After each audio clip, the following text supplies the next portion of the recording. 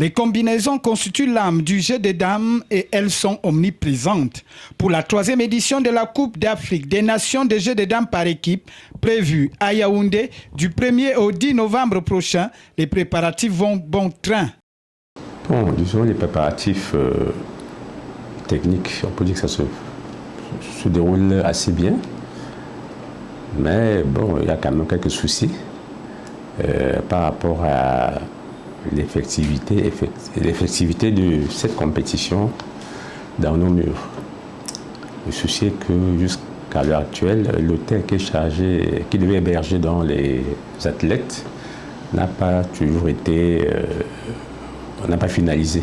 La compétition qui prendra corps dans quelques jours permettra une rivalité sportive africaine entre les meilleures nations d'Afrique. Bon, mais il y aura en général les ténors, c'est la Côte d'Ivoire et le Sénégal, beaucoup plus. C'est la Côte d'Ivoire, le champion d'Afrique en titre. Le Sénégal a amené 4 grands maîtres. Le Cameroun n'en présentera que 2. Puisque le 3e grand maître camerounais est en France, n'a pas pu se déplacer. Mais ceux qui sont là, même s'ils ne sont pas grands maîtres, ils ont à peu près le niveau.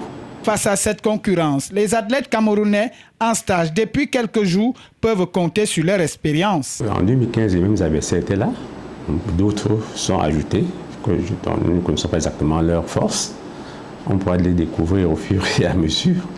Vous savez que les jeux de dames, comme tous les sports, ce n'est pas statique. Les pays évoluent et devront être fois surpris de leur progression. Sport d'éveil, de stratégie et de combinaison, le jeu des dames compte se mettre dans la dimension promotionnelle au Cameroun. Nous avons commencé depuis quelques années à introduire le jeu des dames dans le milieu scolaire.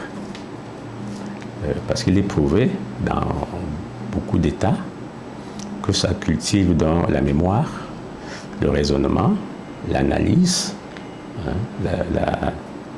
la prise de décision rapide, parce qu'au jeu de dames, des fois, il faut vite réagir, il faut se décider.